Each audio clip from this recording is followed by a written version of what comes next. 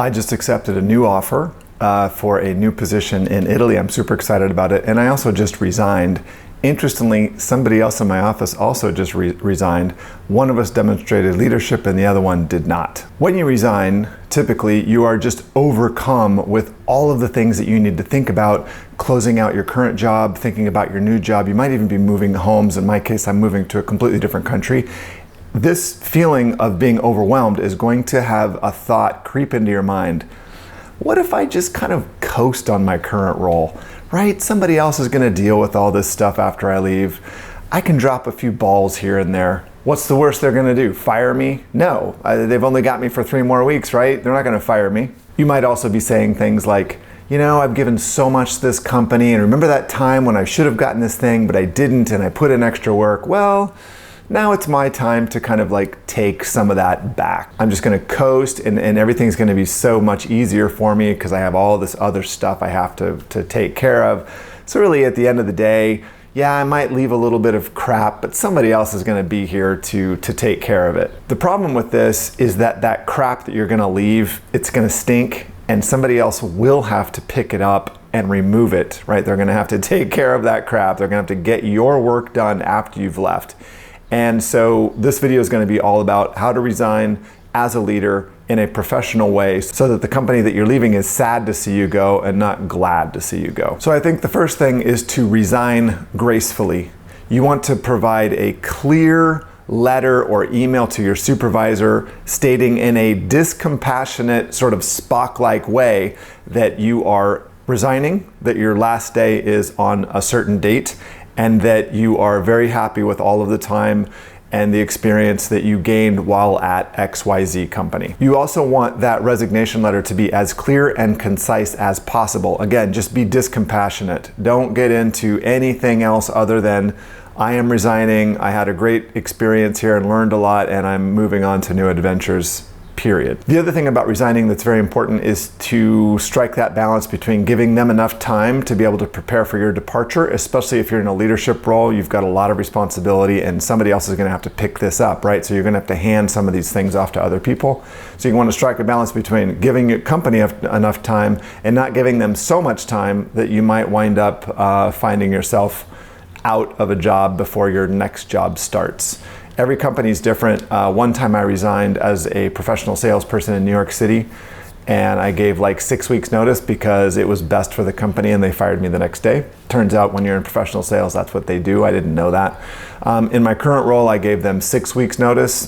This is plenty of time for them to be able to replace me, figure out what they're gonna do with my all of the work areas that I supervise, and so they should be in a really good position by the time I leave. Okay, the second point, earn your salary. You're still getting paid, right? You have a specific set number of hours and days that you're still responsible for working, and you need to work right up until the very last day at the very last hour. Don't block off your calendar for the last week and say, well, I'm catching up on tasks, or I'm writing extra reports or something like that. You need to be available, you need to answer emails, you need to attend meetings, you need to do all the stuff that you normally would right up until the very end. That's what a leader would do, and that's what a professional does when they resign. Now, the other person that left in my office did sort of the opposite.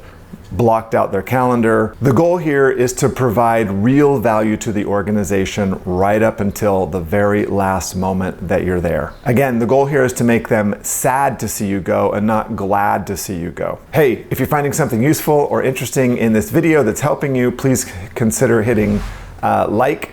The leadership plan is my journey on learning more about leadership after a decade or more of being a leader and trying to figure out what is the fastest, shortest way for anybody to be able to become a better leader. So my end goal with this channel is to come up with a leadership plan that will be a step-by-step process for new leaders and old leaders to become better at being leaders and supervising people. The third thing that I would say when you resign, things that you should do after you resign, is that you should send a very clear succession strategy to your supervisor and to whoever else might be involved in this. This could be a proposal or it could be what you plan to do, but it should be a calendar of events with training sessions, with topics that you will cover with the people that will take over your work areas, a list of all the things that need to be done before you leave, right? If you're in a leadership role like I am, there's a lot of systems, even IT systems in your institution that are tied to your account for approvals and things like that. So you need to have a very clear agenda.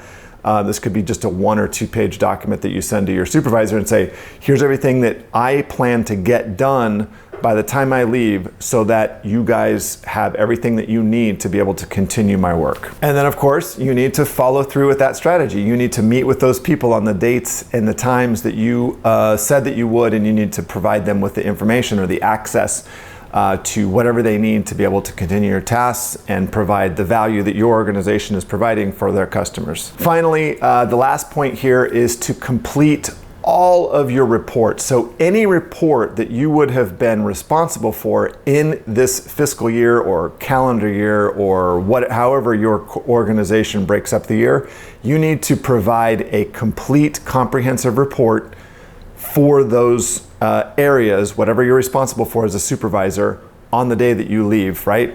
Even if you don't have all of the data. This way, the person that has to finally submit that report, so if it's a report over, accounting over the year, maybe you're leaving 6 months in, you should complete a 6-month accounting report up to that point, so that the next person has that data and they can just fill in the extra stuff and you've done that work for them.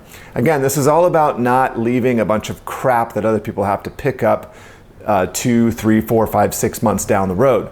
You want to make it so that nobody says, oh man, that guy, he had all that time, he blocked out his calendar and he could have been doing these things and now he's gone and now I'm picking up the pieces. No, you want the people there to know that you did everything that you needed to do. All of your responsibilities were taken care of on the day that you left. And of course, these reports are going to have the same level of quality that you've put into all of your reports up to this point. They are comprehensive. They're not watered down. It's everything that you would normally put in any one of your reports. Finish all your semi-annual evaluations, your annual evaluations of your supervisees. All of that stuff needs to be done before you go. I'm in the middle of I just resigned. I'm in the middle of the last little phase of my work. Whenever 2 entities part, there's always the tendency for each one to find fault in the other. It's just normal human psychology. You need to avoid that tendency.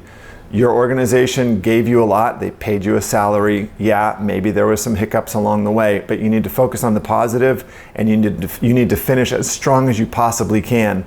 You never know in the future when there might be a possibility to collaborate again with that organization. If you burn that bridge and there's any institutional history or memory there, they're not going to want to interact with you. So you need to finish as strong as you possibly can, because again, you never know what the future might bring between you and this organization. That's a short video. I will see you guys in the next one.